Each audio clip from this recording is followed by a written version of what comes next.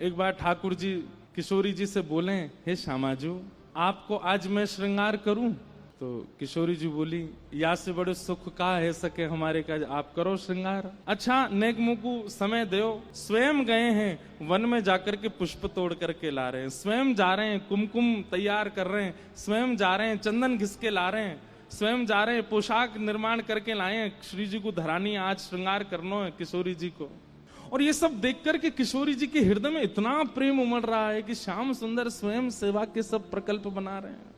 निज कर गूथ सुमन के गजरा, निज कर गूथ सुमन के गजरा, ये अपने ही हाथ पहरावत है।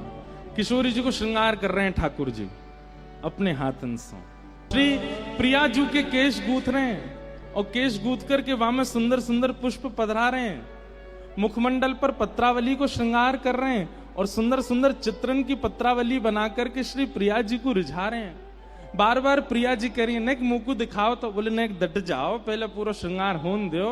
आंखन में अपने हाथन से काजल ऐसे तत्पर है करके प्रिया जी तो केवल नेत्र खोल के श्याम सुंदर की तत्परता देख रही हैं। बिल्कुल माने एक क्षण के लिए भी कोई एक श्रृंगार को भाव भी बिलग नहीं है जाए, सब बिल्कुल एक रस हो। इतनी निष्ठा इतनी तत्परता से प्रिया जी को श्रृंगार कर रहे हैं ठाकुर जी। देख करके किशोरी जी मन मन मुस्कुरा रही हैं। कौन कौन पे रीझ गयो पता ही ना चल रही। श्रृंगार भयो किशोरी जी को, बलियां ले रहे हैं ठाकुर जी, माला पहना रहे हैं ठाकुर जी, पर ठाकुर जी की ये सब लीला देख करके किशोरी जी उन पर रीझ रही है, किशोरी जी उन पर आसक्त रह रही हैं।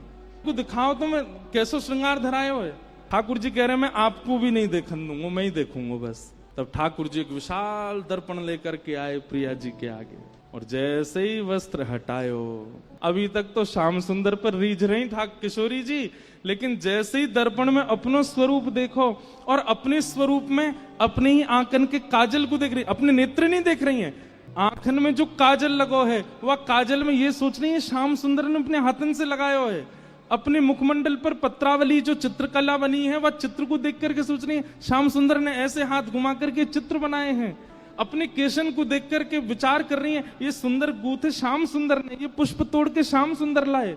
अपनो रूप देख करके किशोरी जी ऐसी आसक्त भई कि बिना पलक झपकाए अपने रूप को देख रही हैं। ठाकुर जी बोले, श्री जी है गयो, दूर हट जाओ, मुंह देखन दो। अपने ही रूप को देख रही हैं और इस छवि को देख के ठाकुर जी रीझ रहे हैं, वाह आज अपने ही रूप पे बारी बारी जा रही हैं और अपने ही रूप के प्रतिबिंब की बलैया किशोरी जी ले रही हैं। ठाकुर जी बोले, जय हो बलिहारी हो श्री जी। तब किशोरी जी के मन में आयो कि श्याम सुंदर के द्वारा रचित श्रृंगार सदैव मेरे नेत्रन के सामने रहे, वाके लिए कहा करूं। तब आपने अपने प्रतिबिंब को देख करके ही मन में भाव प्रकट किया, हे ललिते तुम कितनी सुंदर हो। और जैसे ही ये भाव श्री जी के मन में प्रकट भयो, ठाकुर जी मन के भाव को समझ गए और वही समय श्री ठाकुर जी के द्वारा प्रिया जी को जो श्रृंगार किया और वह प्रिया जी के श्रृंगार को जब प्रतिबिंब में किशोरी जी ने देखो, वही प्रतिबिंब को स्वरूप श्री ललिता जी के रूप में प्रकट है गयो।